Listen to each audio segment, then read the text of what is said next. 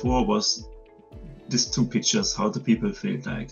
On the left side, you have this normal sentence, this bow wave.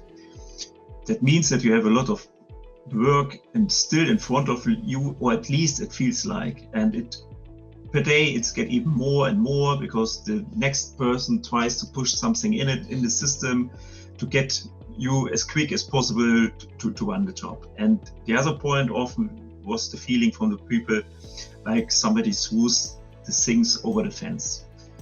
It wasn't really properly prepared in a way that the following person can really perform the work efficiently. So you would need to clarify a lot of things. You need to ask the other person a lot of questions, and it raises a lot of open questions and problems during the following process.